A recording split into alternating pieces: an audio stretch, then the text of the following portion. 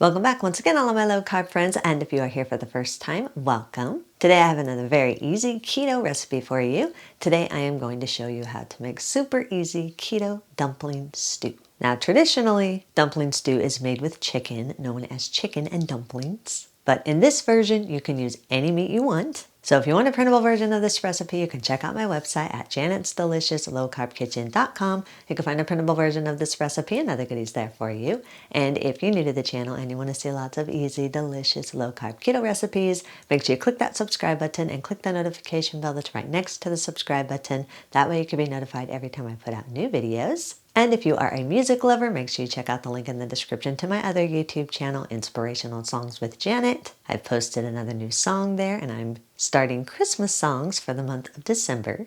So make sure you click the link in the description, check that out, and subscribe to that channel also. And if you'd like to help support this channel, make sure you scroll down in the description of the video. You'll see some affiliate links. Anytime you purchase anything using those affiliate links, a small portion of your purchase will go to me and help support the channel. So while you do all that, let's get cooking.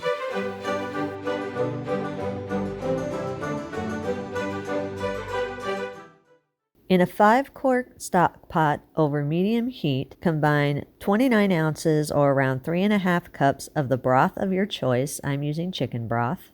And 14.5 ounces or around 1 3/4 cup of water. Add 1 pound or around 3 cups of the cooked chopped meat of your choice. I'm using ham, but I've also used chicken in this recipe too, so you can use whatever meat you want, or you can leave the meat out completely if you don't want meat. Add a 1/4 teaspoon of pepper, 2 teaspoons of dry Italian seasoning, a 1/2 teaspoon of garlic powder, and a 1/2 teaspoon of onion powder. You can change or adjust the seasonings according to your personal taste. Stir everything together to fully combine. Bring the soup to a low boil over medium heat. While you're waiting for the soup to come to a boil, you can start making the dumplings.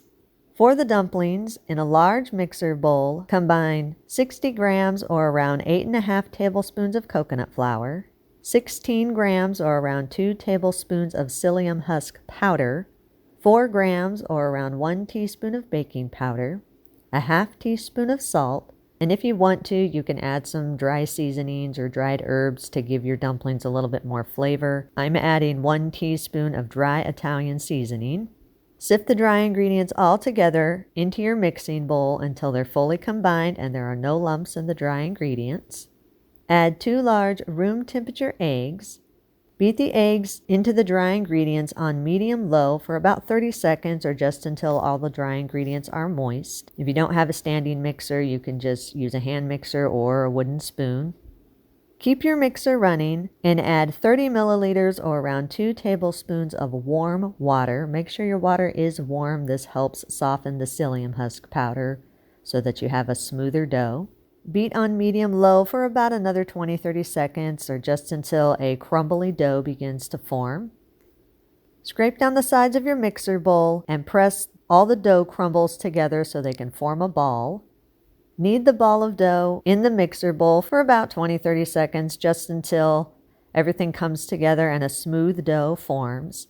Now the amount of water that you need might vary a little bit depending on the density of your coconut flour. So if your dough seems a little bit dry and it seems like it's not coming together to form a smooth ball, then add very, very small amounts of warm water until the dough comes together and forms a nice smooth ball. Be careful not to add too much water, otherwise your dumplings will disintegrate as soon as you drop them into the soup. So for me, 2 tablespoons of warm water was perfect. You're just wanting the dough to stick together and form a smooth ball.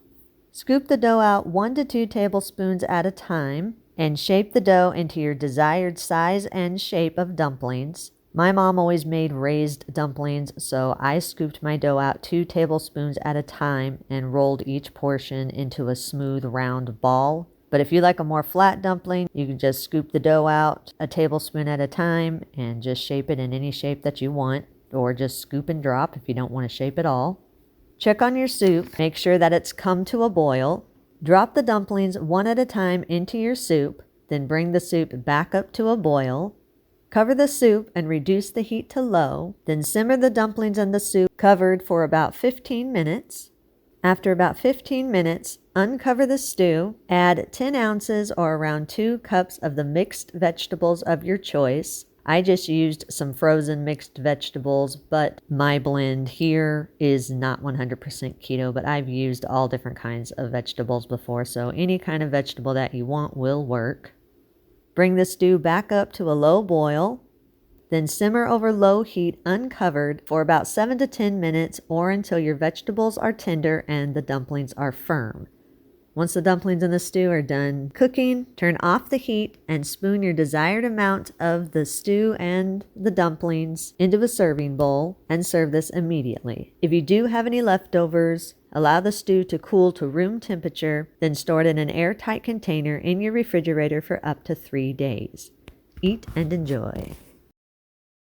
And that's the recipe of the day. I hope you enjoyed it. If you did and you want to see more videos like this, make sure you click that thumbs up like button, click that subscribe button, leave me a comment if you want to. Let me know if there's any recipes that you'd like to learn how to make, and I'll do what I can to get those out there for you. And as always, keep cooking.